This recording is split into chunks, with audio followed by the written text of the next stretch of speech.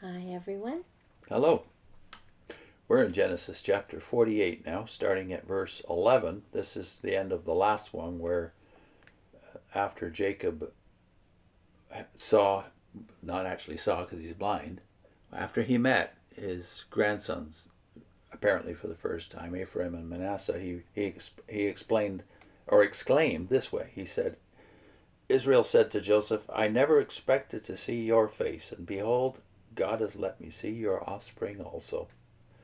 Then Joseph removed them from his knees. Apparently they're still pretty young.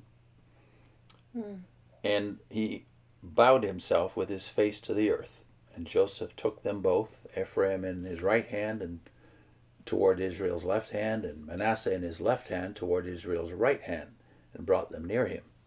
And Israel stretched out his right hand and laid it on the head of Ephraim, who was the younger, and his left hand on the head of Manasseh, crossing his hands, for Manasseh was the firstborn.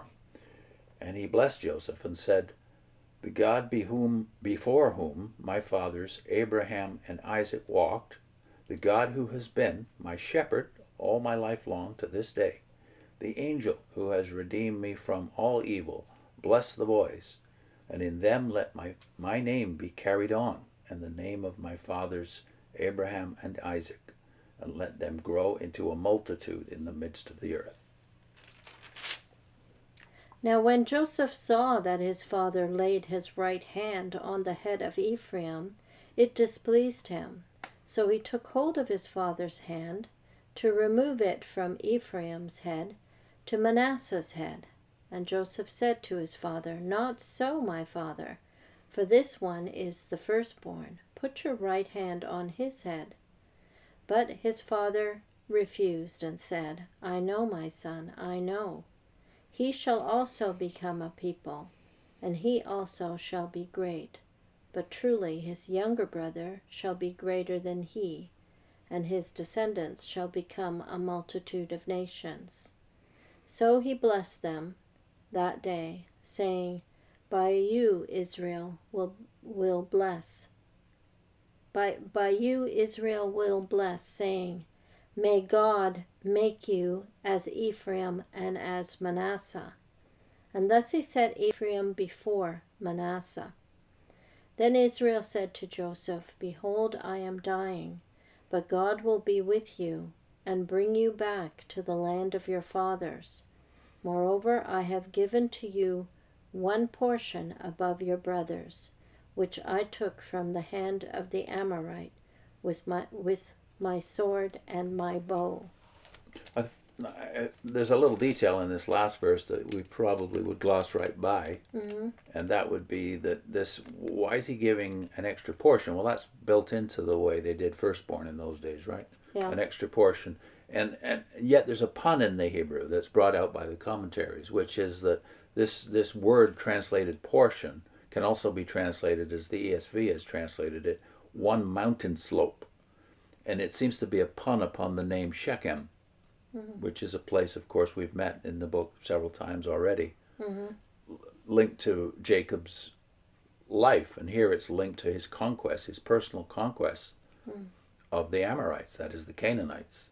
And so it's a special gift he wants to give to Joseph, and all linked to the land.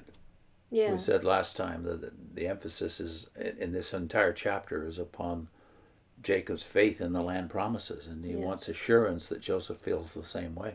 So he reminds Joseph that this isn't it, this place. He says, I will bring you back to the land of your fathers. So he's repeating that promise over and over again, you father to father.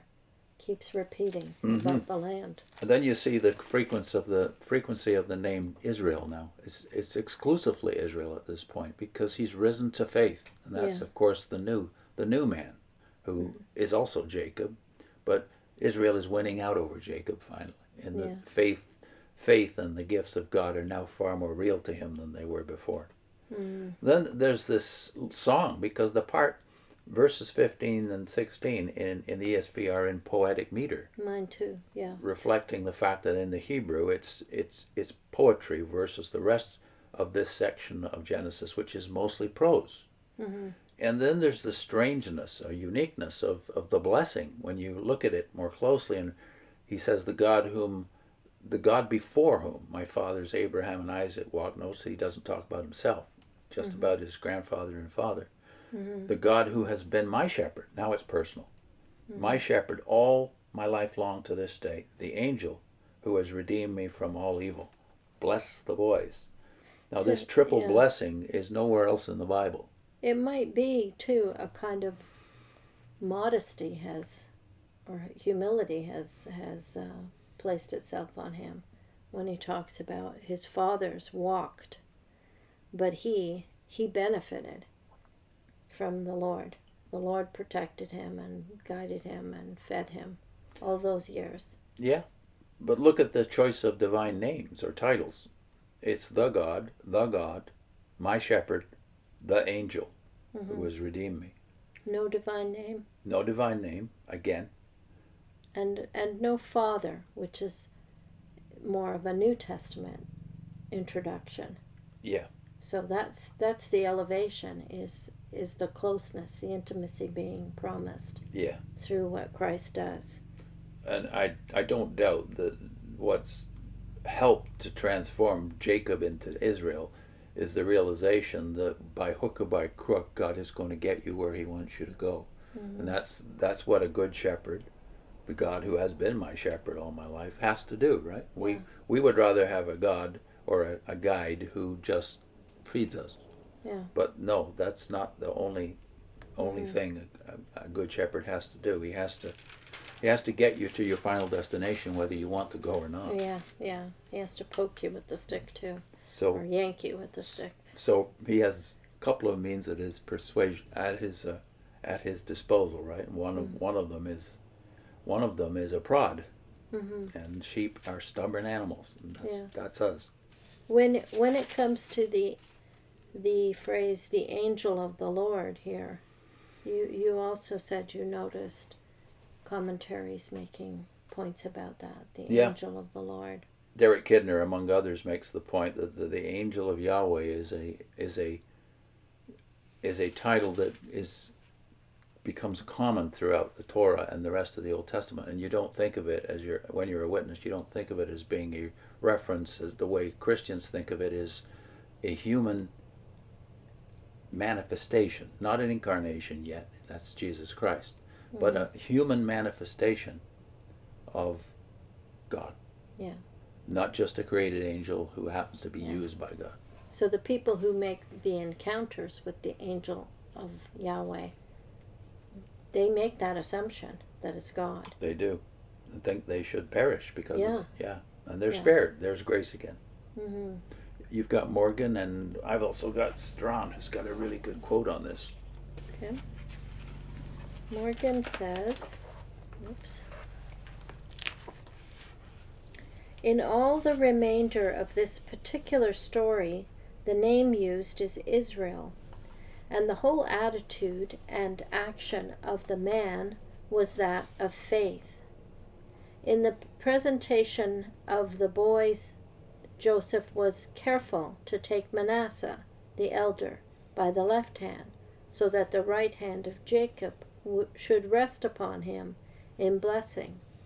Israel immediately crossed his hands, thus laying the right hand upon the head of Ephraim and the left upon that of Manasseh.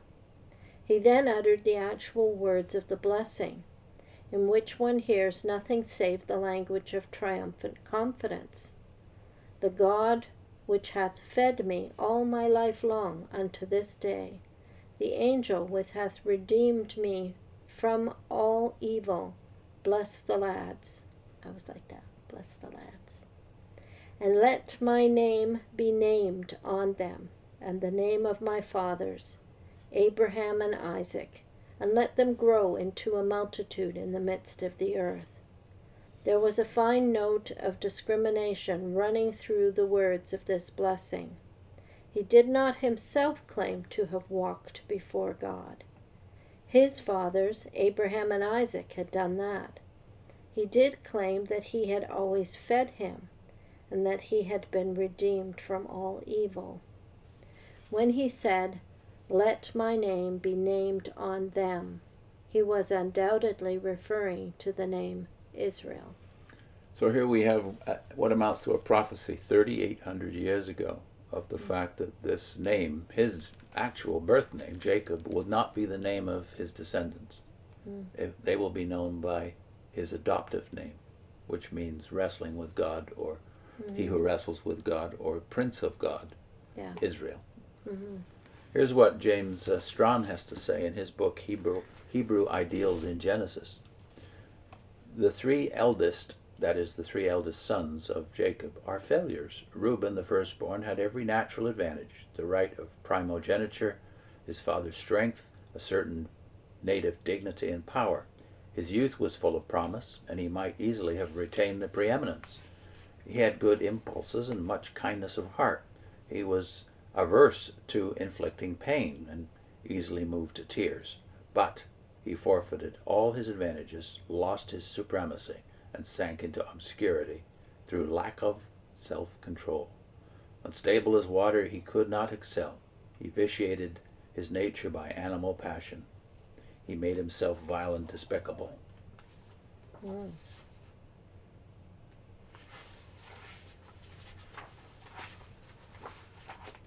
You lost your page? I think I've lost my page. Well, leave it at that for now. More next time on the sons and what became of them, right? Okay. And What's the our links? The link is David did read from a document, which was a sermon, right? The divine names. So we're not going to link the first three, but there's actually 5 videos in total. We'll do 4 and 5, which concentrate on Yahweh and Father. That's those right. names. But if you want, you can just punch in divine names and our names, and you would find it, and start at the beginning. Or you can just go to onewonders.org and get the document and read it. Yeah. See you next time.